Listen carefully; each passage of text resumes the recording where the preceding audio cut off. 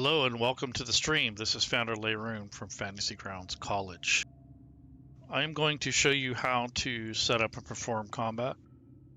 We've put out other videos before. I think that I want to show how to set up an encounter, enhance it a little bit, and then run the combat. First of all, I have the bestiary loaded, the 5E SRD bestiary. So that's free. That comes with Fantasy Grounds. When you buy a license, it's already bundled in for the 5th edition rule set. Mind you, it doesn't have any artwork, and it is a very stripped down version of the 3 main core books. However, I'm going to build an encounter based off the Underdark. As you can see, I have the theme from AAW games that I created. I'm going to set up a encounter for this drow spy. So this spy is going to be skulking about in some chambers in the priestess's area. There's just going to be a small combat with a few house guards.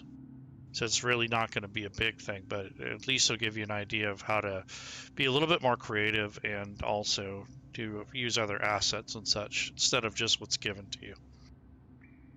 So hopefully that will help you when you are on your way to running a combat. I will try not to make it too complex, because I realize some of you are pretty new and you haven't had a chance to really look at it. But right now I have a bunch of assets loaded, but I wanted to let you know that there are monsters, a real basic group, and there are drow in here, by the way. And then I'm going to build the encounter. And I'm going to take a map and put the line of sight, or excuse me, not the line of sight, but the grid. And then I'm going to put the combatants and the encounter on the map or even in a note. And then we will do the combat. So that's basically the format. So what I have here is a bunch of different tokens that I might use. It depends on the situation. But I have all these commissioned, so I might as well use them. I don't get a chance to ever use them. So, anyways, we have a drow spy, 3rd level rogue. This one is lowborn, and he's a half drow, so he's got surface blood in him. So he's probably not welcome in a priestess's temple. And he's fully fleshed out. He's got all of his things made up. And his inventory is all organized. And he has his actions. So this particular character was built from scratch. I had a lot of the other books available. But if you only have the SRD, you probably won't be able to make something this complex. So the main thing I wanted to show you was the NPC side, but I want you to understand the character as well. So he has a hand crossbow, a dagger in which he can stab or throw, and then he has a rapier. So then he has his standard actions here. He does have some drow magic left over, so, you know, from his ancestry, he still gets to use some of that, especially being so close to home. He has some ball bearings, crowbar, a lantern with oil, a potion of healing, and then he has some rogue abilities. He has a sneak attack function, and he has Master of Tactics, which basically gives him advantage on attacks and such. So this may be a helpful feature that will help him. In the sneak attack, I have an effect that's set up. Now this is an effect you can build yourself, or you can buy the third-party modules, but he has that ability. So when you place it on the character, it will automatically add the extra hit die, or the damage dice. So on the bottom here, I'm going to click on this little magnifying glass that's down at the bottom. So it's like right in here. Then what I'm going to do is put that up, and right now it says 1d6 damage. Well, that's what you would get if you were first level. This character is actually 3rd. So I'm going to change this 1d6 to a 2. And as you can see, it's targeting himself. So basically when you turn this on, it'll affect him. and it will expend or it will cancel it out after his next roll. So basically after he rolls damage, the effect comes off. So that's his little sneak attack. And then his Master of Tactics is basically you can use this help action as a bonus action. So if he was going to help somebody, he could do that. Additionally, when you use the help action, you can aid an ally in attacking a creature as long as they're visible or within earshot of you. So that's basically how that works. So this probably won't be very useful for a solo adventure, but if you were going to be with a group of adventurers like a party, it might be helpful. So right now I have this token up here as the portrait, and then there's an actual token. So if you want to change your token and not just use the portrait photo, and you have tokens in your assets folder under the tokens, you can basically use these for your character. So I'm going to take a look at some of the tokens that I have for this particular campaign. So they have a campaign folder because I've already been set up here before. And there's a bunch of stuff that you can look at. And these are more specific to some of the modules I loaded. If I go up to the master level, to the data level, this will show all the tokens that I have that are stored in the upper level. So I'm going to go to Bernardo Hasselman's tokens. He's the one that created these. And I have a one called Underdark. So on the right-hand side here, where this arrow is, you can actually go to the next page. So don't let that confuse you. And then here's one called Underdark. So these are the same ones I was showing you earlier. So what I'm going to do is drag and drop this onto this token area. So we kind of want a spy looking rogue. So I'm going to go ahead and use this one.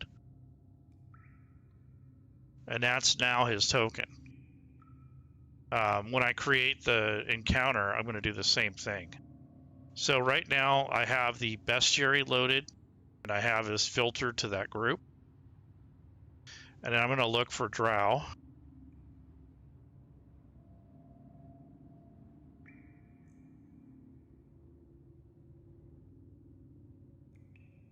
Okay, here's a very basic drow. There's no art. Yes, there's nothing fancy about it. However, if I want to make my own variation of it, and I don't want to be stuck with what I have here, I can make a copy of this. So what I'm going to do is take this drow that's from the bestiary and just drag and drop it back into the same box. So I just drag this little circle here, drag and drop it in there, and it makes a copy. So when I open this up, I now have my own copy of the original. And now what I'm going to do is kind of customize it a little bit. So these are going to be house guards. So I might give them like 1 or 2 hit points more. I don't know. I think I'll probably just leave that. But I might give them a little bit more strength. We'll see. And a different token maybe. We'll see. So I unlock this. Now this is humanoid elf. They're neutral evil. They have chain shirts on. They have 13 hit point. Their movement's already set. So I'm going to bump up their strength a little bit. Like to 12 maybe. Drop the charisma by, I'll leave that. That's pretty standard for them. Take this, like you can adjust this stuff if you need to, but they have the right stats. I think giving them a 12 was fair. And they have perception and stealth. And then you have your traits down here. And these particular ones have a short blade and a hand crossbow. So that's basically the gist of that character. And then if I had any lore or treasure or loot or anything, I can put all that back here if I had pictures of them. But I think I'm just going to go ahead and I'm going to give them the token that I want at this level, but you can also do it at the encounter level. So if you want a permanent token, you do it at the NPC level. But if you just want to leave this E for elf or drow, you can do that, but that's basically what their tokens will be. But when I build the encounter, I can change the tokens from there. So I'm going to do that now. So I'm going to go over here to encounters, and I'm going to create my own group. So right now there's a bunch of different groups that are already here. I'm going to click edit groups, and this green plus button underneath here will create a new area called group 1. So I'm just going to call this, I'll say drow encounters.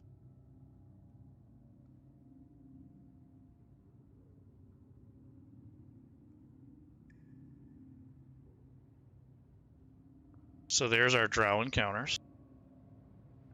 I'm going to hit the edit button, hit this green plus button.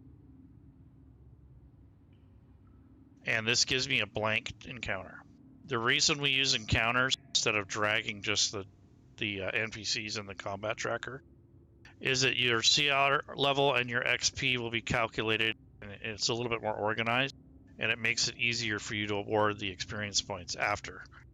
So what I'm going to do is drag and drop this pin up here on the top left corner of the stat block, which is right over here, and just drop it in here.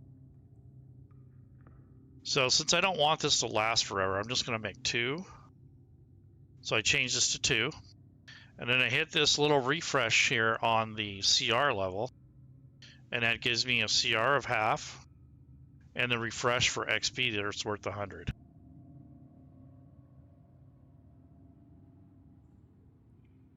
So I just titled this Drow Guards. And now, since I still have it unlocked, I am going to go ahead and give them a token that looks more like a, like a warrior or something. Mine looks more like a rogue. So there is a house guard, weapon master. There we go. So here is a fully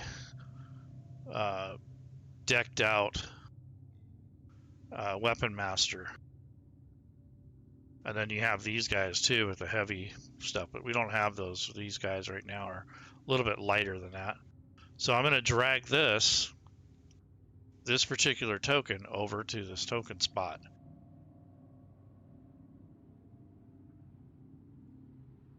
So basically, instead of changing the token at the NPC level, I'm only doing it for the encounter. And that's probably a better way to do it, unless you always want your NPCs to have that token. So that's just something to keep in mind. So I'm going to go ahead and close the assets, which is down here on the bottom right. This is where all your tokens, maps, and such are included. So now I have this nice encounter. So I'm going to set this aside. And then I have the character. So I'm going to put the character on the combat tracker. So once the character is selected and you have one created or you have one imported, you can drag and drop it over onto the combat tracker. So I've done that now. So this is part of the prep for setting up a game and an encounter. And then I'm going to take this and move this over so it's out of the way. And we're done with these 2 categories. So now I bring up a map that I've pre-selected. So this map is made by Chris of Game Tile Warehouse. He does a lot of nice photography. So this map here doesn't have line of sight and all the fanciness. I might put a couple things on here, but nonetheless, it's a really nice piece of art that he's put together here. And as you can see, there's this lower half. So these are like a catwalk. And this lower half is where they make sacrifices and such, or summonings. And then you have these stairwells that probably go up or down. And then these hallways that intersect here.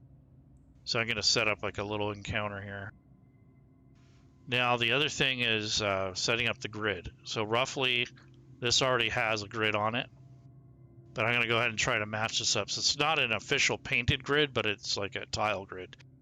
So I'll try to follow the tile. So I'm going to go ahead and unlock the map. And I'm going to click on grid. And that brings you to the grid menu. I'm going to go ahead and turn the grid on. And it's pretty close. I mean, luckily it's just right dead on. I might nudge it over to the left just a hair. And you have this tool up here on the top right, or in this map tools, with a fine adjustment. So there's my nudge.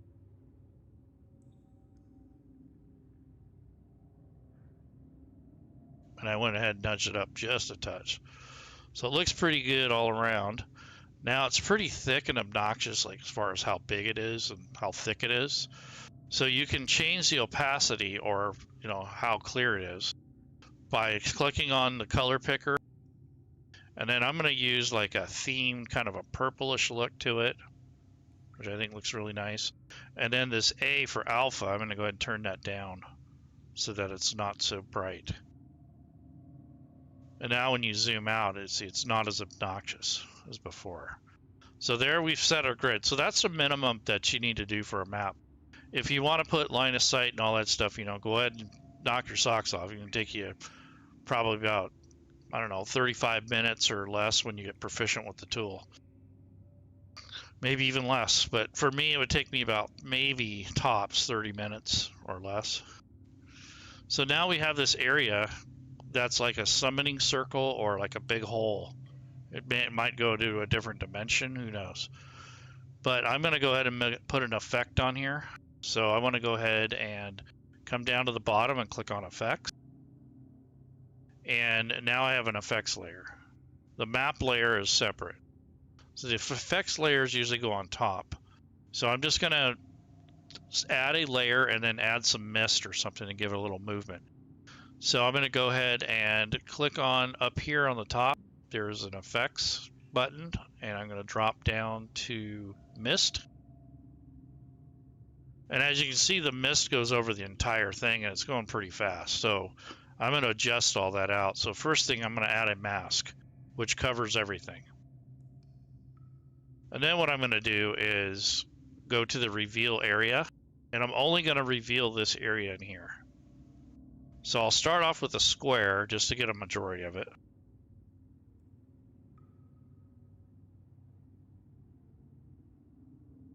Then you can see there's the area. And then once I do that,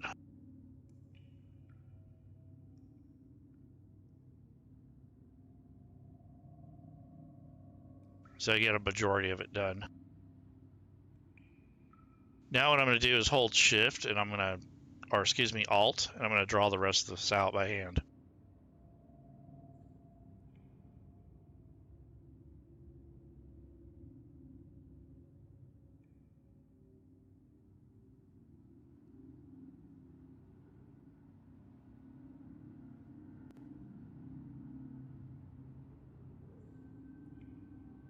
And now I'm going to turn down the speed and the amount so it's not so obnoxious.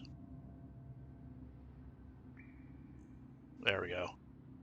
So there's like a little mist area, and if I had time I would probably do this area too, but I'm not going to spend the time on it. But if you wanted to, you could draw out all this area around here and make it look really cool. So the other thing you're going to struggle with in the beginning, especially if you haven't used Fantasy Grounds, is to stretch this out to where it fits the map. So generally, you want to size this window that you're working with first. So I'm going to go ahead and size it to the area that I have to work with. So I'm going to go ahead and do that first. Now what I'm going to do is close the map tools. So I just go ahead and click on this, and that closes it. And then if you right click on the map itself and you go to view, you can go zoom to fill, which basically fills the whole screen with the map. And there's a zoom to fit. Or you have this drop down toolbar that you can use to basically to fit the scale that you have. That'll help you a lot because you're going to have to recenter the map quite a bit. So if you have this little shortcut up here on the map itself, it'll help you a lot. And players will struggle with this too. So it's just a matter of what's important to you. So now that I have that going, now I'm going to set up the encounter by, first I'm going to pin it to the map. So that just means I drag and drop it, and there's that little red pin. So this image here has a pin on it that has the drow encounter. I'm going to go ahead and close the encounter for now. So when you're getting ready to run it, and your characters enter this map, so let's put him on the map. So this drow spy is going to come down from down here in the south. So I'm going to place him anywhere in here. So you can drag him from the actual token up here on the top left in the combat tracker, or if you have more than one, you can drag this helmet or this symbol on the frame, and that will drag all of them at once. I'd only have one just to make it simple. So right now he's on the map, on the grid, and I think it's just a little small. So I'm going to hold the control key and mouse wheel up, so he has a little bit more visibility to him, because it was a little small before. So this is our spy. This is the actual player character. And then I'm going to bring up the encounter before anyone joins the table.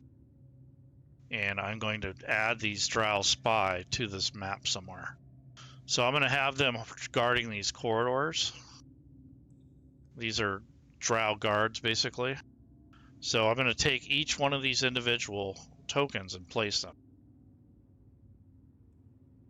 So one of them is going to be up here. And again, I'm going to make his token bigger. And then one of them is going to be down here. So they're placed already. So that's what these little check marks are. Once I've done that, I can close this and they'll disappear off the map. And that's a good thing, because when your players come on the map, you don't want them to see these right away. So I'm going to go ahead and close this, or yeah, just close it. And they're disappeared. But once you get to the point where it's time to play, you'll be able to select the encounter by clicking on this link. They're already pre-placed. Now I'm going to click this down arrow, and that's going to put the drow guards on the map. So they are there. There's these kind of grayed out areas here. I got to make them bigger.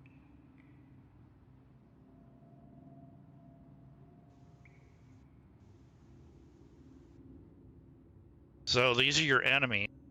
You notice when you select them, there's like a green or a red ring. And then the green ring is for the that's for the friendlies. Now they have their initiative already rolled up here, so I'm going to roll for the character. So we're just going to say, just for the sake of argument, that maybe they suspect something's up, I don't know. But on the character sheet, you have your initiative, your speed, all that up here. So I'm going to go ahead and double click. And that's a 12 plus 5 is 15. So he still didn't make it. The two guards go first. So now I'm going to, on the combat tracker, I'm going to go ahead and click up here. And that will give him the basic, the starting point. This would be round 1. So this guy goes first. Okay. First of all, I have to determine if he's noticed our spy. So in order to do that, I have to know what the spy's role is, or go by the passive perception of the drow. So the drow has a passive perception of, let's see, if I go to his stat block, it says 12. So the rogue has to roll higher than a 12, otherwise the drow guards will notice him. So if I go to his inventory, even though it's not his turn, this is something I have to determine before this even happens, because he's going to be sneaking around. He's not going to be in the open. So this is kind of a pre-roll that I would do before the actual combat takes place. So before the combat takes place, I'll do a pre-roll. Okay, so he has a pretty good stealth. So I'm going to go ahead and roll. So I'll drag and drop this down in the dice tower if I was a player. That way not everyone sees the roll, because you really don't know if you're hidden or not. It's up to the DM to kind of narrate what's going on. So I will ask the player to go ahead and roll this roll before the initiatives go off, just to see what's going on, because it's going to change the way the encounter flows. So I'm going to go ahead and have him roll a stealth check in the dice tower. And what do you know? He rolled a 1. So he basically scuffed his foot or drug his rapier or something on the ground, and now the guards are alert to his presence. So luckily I didn't impose some kind of penalty. But what I'm going to do is give him probably some sort of disadvantage or something. We'll see. So he basically stops dead in his tracks and goes, crap. So he knows his goose is cooked. So this one, this particular drow guard is going to move. So he can move 30 feet. So if I right click on the map and I click on lock tokens or unlock token, I think they just changed it where it's locked by default now. So all I have to do as a game master is hold down the Alt key.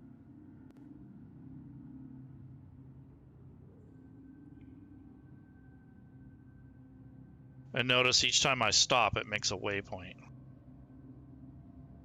I'm no longer holding down the Alt key either. You only have to do it to start it, and once it's done, then you'll go ahead and do that to your movements. Okay, so that's his turn. So this player basically says, or this guard is going to move. He's going to draw out his probably his hand crossbow and take a pop shot at the drow. So, or at the spy. So on his stat block here, he has all his attacks. So he's going to go ahead and use his hand crossbow. So it's attack of +4, and it has a damage roll, and if it attacks, there's an effect here. So first of all, I need to put on the actual character, I need to put his Fey ancestry and anything else that would be pertinent. In this case, there isn't any. So there's no other passive abilities that I need to put on here. So that would be that. So I just want to make sure I have anything I need for this character.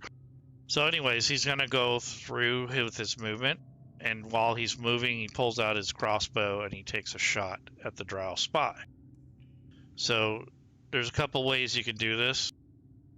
You can drag and drop the attack roll on your target. You can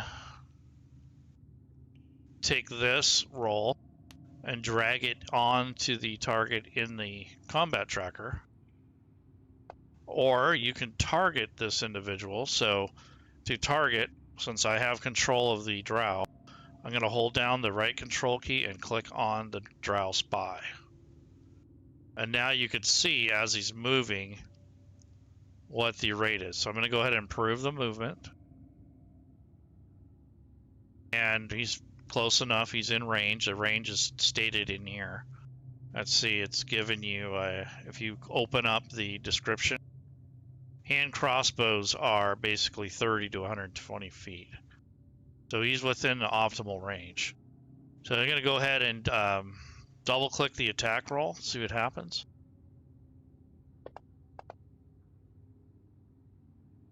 He rolled 10, but with his bonuses, it was a total of 14.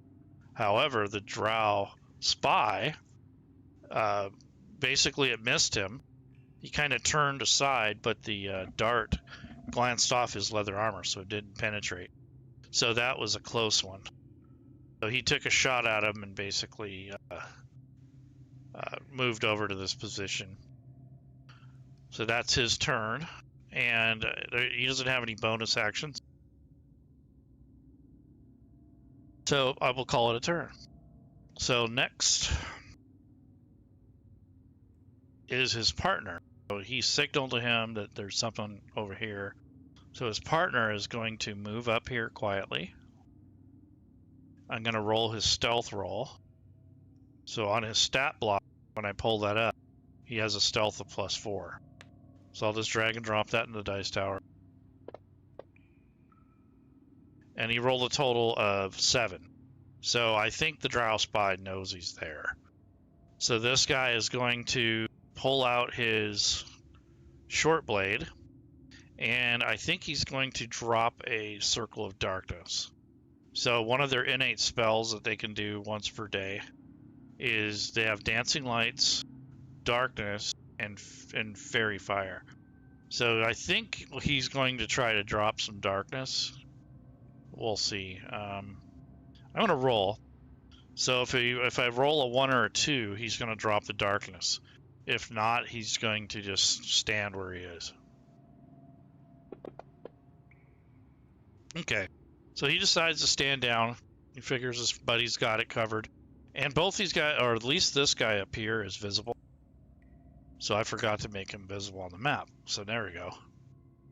Now he's more visible. Okay, so he's basically going to hold his turn. He pulled out his weapon, he moved up a step, and basically if anyone comes within melee range, he's going to make an attack. So he has like a hold action basically, or a ready action. His trigger is if this guy comes close, he's going to attack him. So that's his turn. So now the Drow Spy is going. So he knows he's kind of in trouble here. So I think for the better part of the Valor, he's going to draw Fairy Fire on his target.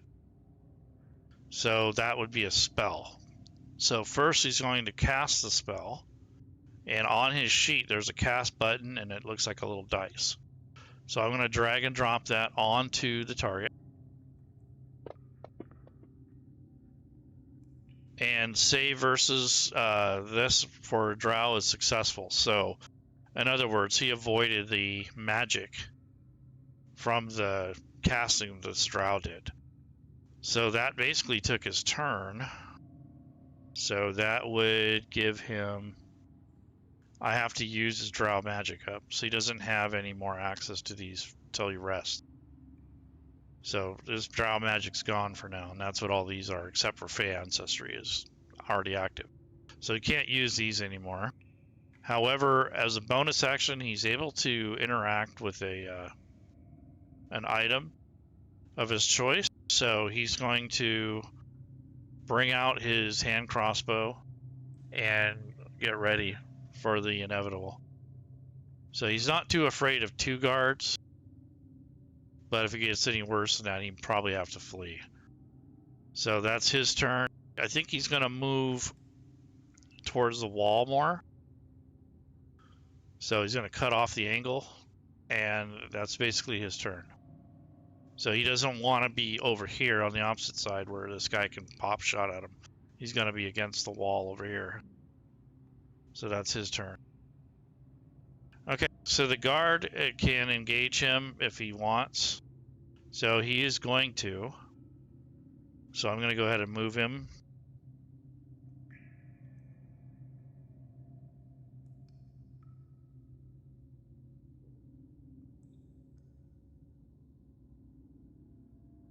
He is just short.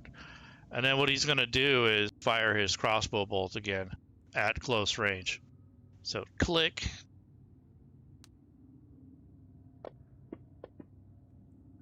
And again, the bolt was absorbed by the armor. He rolled pretty low, but even with his bonus, it didn't penetrate the Drow Spy's defenses. So again, he kind of deflected the dart by moving it toward, basically quickly jarring his body to kind of take some of the kinetics out of it. And this guy's moved his full turn, so he's going to take his blade out and basically yell at him, "Hey, what are you? Who are you?" So this guy is going to step out. So I'm going to make him visible.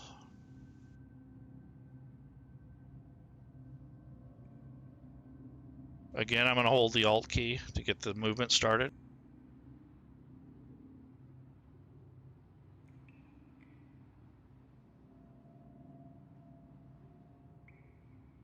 So he moved out this way to kind of see if he can get out of the line of sight of the guy, and then he said, screw it. So now he's back here. And he is also going to use his hand crossbow. He'd probably be successful. I can't imagine that rogue is going to avoid it this time. Oh my god, I was totally wrong. So he missed. He rolled a 1. And basically, I'm going to cancel out anything. So he's not going to move anymore. He has to pick up his hand crossbow if he wants to use it again. So he loses his turn. And the Drow spy has prevailed. So rolling a 1 on that was really clutch. So that gives him hope. So he fumbled his shot. He tried to shoot it, and he dropped it, or something happened. So now it's the Drow spy's turn. What theme is this? Okay, the theme that I have on here is for Fantasy Grounds. This is the dungeon theme. So if you're using Fantasy Grounds Unity and you paid for the art subscription, I think this one might be free. I don't remember if it's included or not, but it is the dungeon theme. The overlay was created by me. I just put that together. That's through OBS. But as far as the actual Fantasy Grounds goes, this is the dungeon theme. It's kind of got a little blood on the walls and such.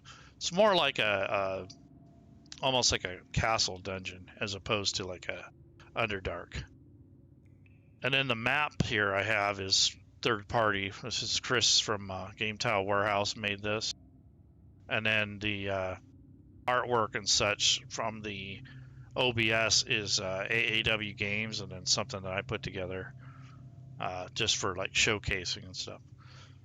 So hopefully that answers your question. All right, so the next thing is I'm going to kind of figure, this guy's a master of tactics, so what does he want to do? I think he's going to move over and cut off the angle. That way he doesn't get hurt. So I'm going to go ahead and move him.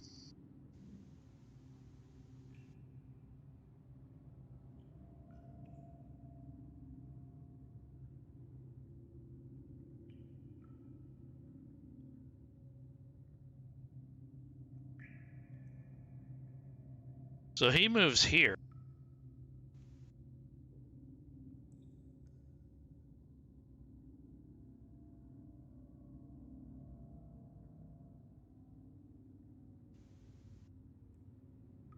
And he takes a pop shot at the, well, he's going to stick him with his rapier.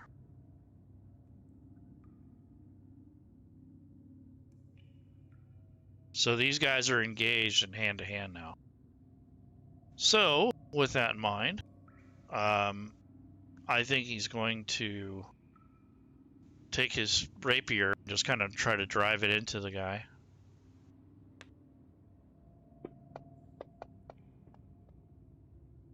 And he missed. So it went tink right off the guy's armor. And that's pretty much all he can do. He can move a little bit, but I think he's going to move down here. So he's still in range, but he's kind of out of the line of sight for the other guy. And that's about all he can do right now. He's kind of stuck, so that sucked for him. Okay, this guy is not playing around no more. He's going to take his short blade and basically work him over.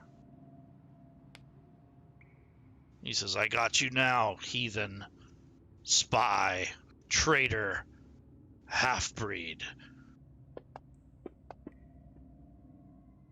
And the drow was able to duck under his blade, and it just grazed his armor. So, wow, that was lucky. So these elite drow haven't been rolling so well. But anyhow, he took a move on him and it didn't work.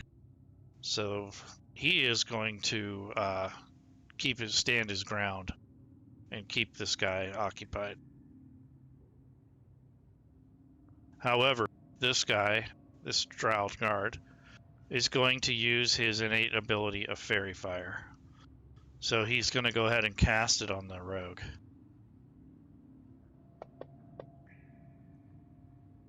However, the rogue successfully saved, so he wasted his return on that. So both of these guys have used up their Drow magic along with him as well, so it was ineffective. Now he still has movement, so I think what he's going to do is try to flank this guy.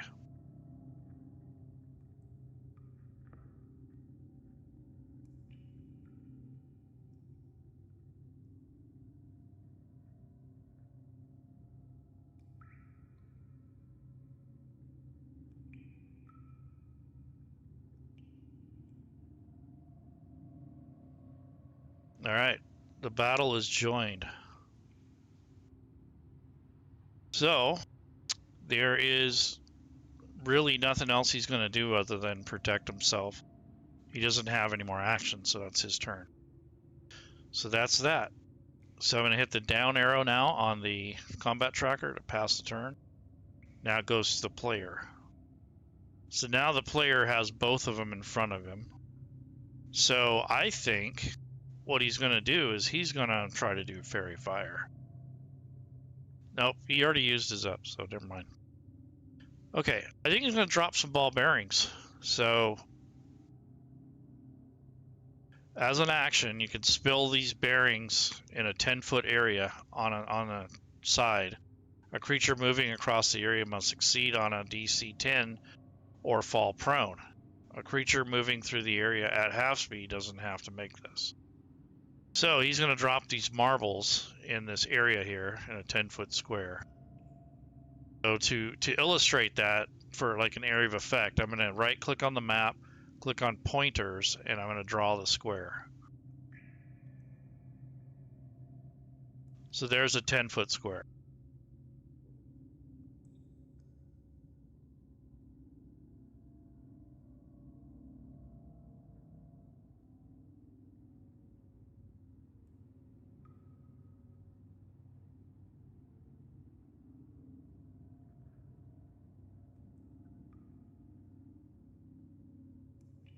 He's going to throw them out that direction.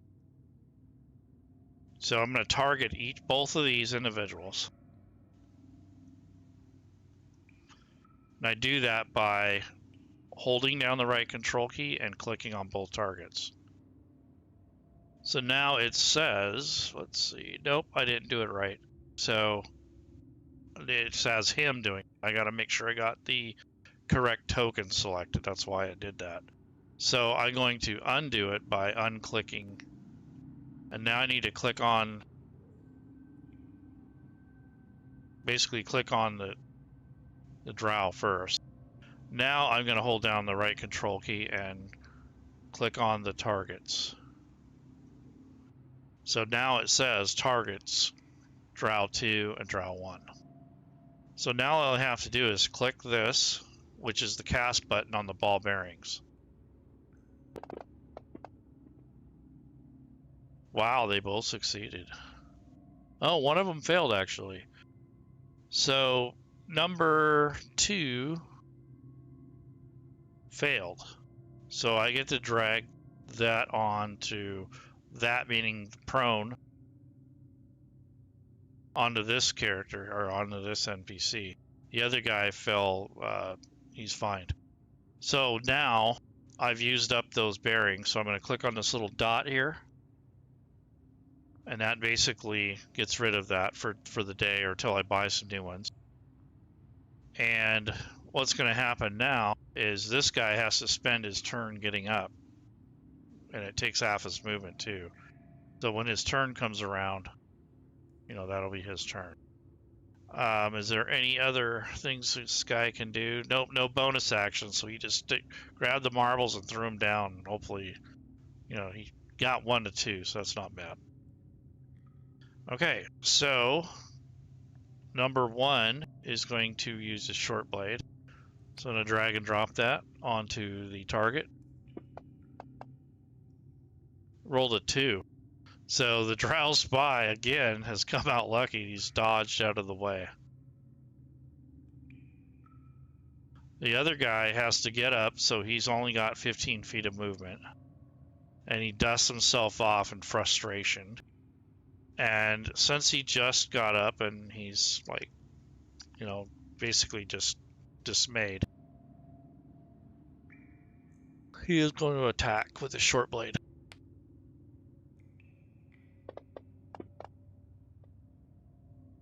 And he missed. So now I'm going to remove the prone because it's no longer effect. So getting up from those marbles kind of made him slip around. But he now the effect is gone. So on the combat tracker, if I go to the effects area, I'm going to remove this prone condition now that he's up on his feet. And that's basically his turn. He attacked and he tried to get up. Almost fell. So that's his turn. Now the Drow Spy is going to attack him, thinking that his marble thing was a waste of time.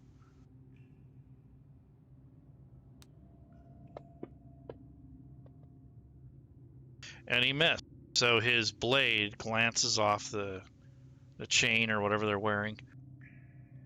That's not good. So now it's the next round. So we've already had 5 rounds now. We're at 5 rounds. So that's crazy. So now we're just like a melee thing. This time, the blade strikes true. The Drow Spy has basically met his match now. And I dropped the damage on him, and it did 6 points of damage total. So on his character sheet, it'll start showing his wounds. He's only got 15 hit points, so that was pretty painful. So that's his turn. The other Drow, again, is going to try to make an attack. And he was successful, just like his friend.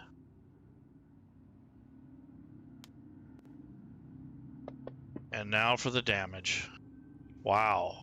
So that really, I mean, he's hurt. He's got like, man, that is hardcore. So he's hurt. He's only got a few left. So that sucks. So now I need to be smart. So I think I'm going to drink this potion. So in his inventory, on his action tab where we built the action, there's a healing potion. So he's going to use his turn and drink the healing potion. I'm just dragging the dice to him. Yeah, he healed 7. That's better than nothing. And now I click on the healing potion so the usage, and it went away. So it helped a little. So now he's not as bad off, but he basically used his turn. Now he can move, but I don't think that's a good idea because he'll get opportunity attacks. So he kind of has to hold his ground. And now the Drow guard is again going after him with his short blade.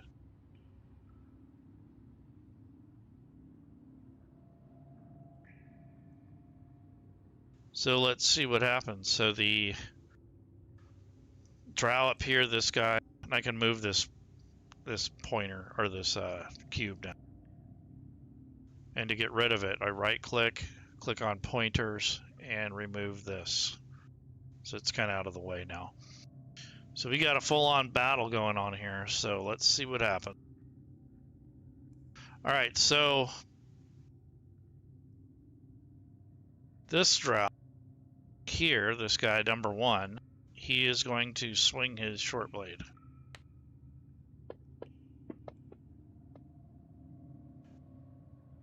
Rolled a 4, so the Drow Spy has basically got out of the way. The next guy is going to basically return the favor, and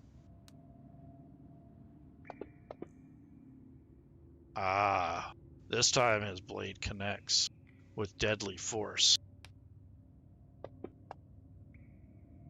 Oh, Ouch. 8 points of damage. So this guy is hurting the spy. Okay. I think what he's going to do is he's going to basically get out of here if he can. So I think he's going to do the dodge action or disengage. I think he's just going to disengage because he's obviously not going to win this fight. He knows it.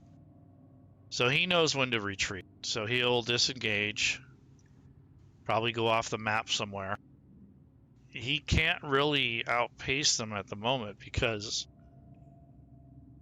he'll have to do something sneaky to get past these guys. Hopefully he'll find a place to hide.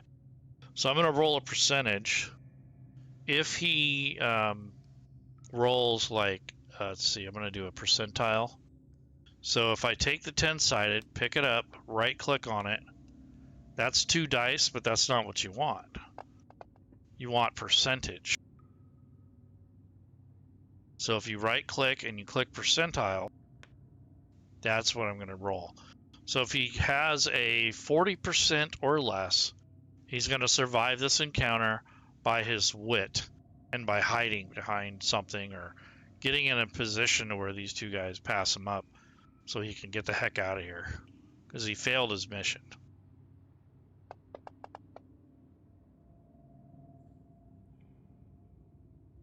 Ha, 13. So he actually made it. He got past the guards. He ran away basically and ditched them. So that's how that's resolved. So if there's any other questions, not every fight is to the death. You have to know that. You know, you need the targets and all that. You got to get used to that for unclicking and clicking on them if you need to target something. Right now, he still has this drow targeted. So what I can do is hold down the right control key and untarget him. So now he doesn't have any more targets. Oh, actually, it says the drow spy. He has himself targeted, which is stupid. And that's pretty much it. So this guy got away, and I gave him a 40% chance to get out of here, and he did. So good for him. So what we did, to recap, is we put a character on the character sheet, or on the combat tracker. We built a small encounter with a couple drow. We did a real basic setup on the map, and we did a little bit of combat, just to kind of show how that flows. Is there any other questions or comments or anything that I should discuss? Because we're almost at an hour right now, and that was just a small encounter. So if anyone has any questions, let us know in the comments, or if you want to join the college, that the link for that is also in the comments or the description. And if you are interested in Fantasy Grounds, definitely go check out their website. That's also in the description. This was just a tutorial to help people with the combat side of things, and also to let you know you don't have to own all the books. You know, if you only have the SRD, you can kind of get by until you can afford them. I do recommend getting the rule books, although technically you can add or enter any of this stuff yourself. The only thing is you have to know how, and you kind of have to understand how Fantasy Grounds works in order for that to take place. So take the time to get to know the software, play around with it. The more time you put into it, the better you're going to get. And if you're a player, you want to use different types of characters so you get a good rounded feel for it, and then default back to your favorite. The other thing is, you know, you're not going to have all this fanciness. Not every game is going to have a level of automation that we showed. Some of it's very, very close to playing around a table with pen and paper. So really depends on the rule set and what type of rules they are. So I think I'm going to call it a day. Again, if you guys need any help, come on into the college. We're also looking for volunteers to help others. And this month is Traveler Month, so if you're interested in Traveler, come on in and check it out. We have a whole month of that. Next month is going to be the D&D 2nd edition. So if you're an old school hardcore fan, that is basically going to be our next month of rule set feature. So without further ado, I think I'll call it a day. Thanks for stopping by, everybody, and I appreciate comments, and I will see you around, hopefully. Bye-bye.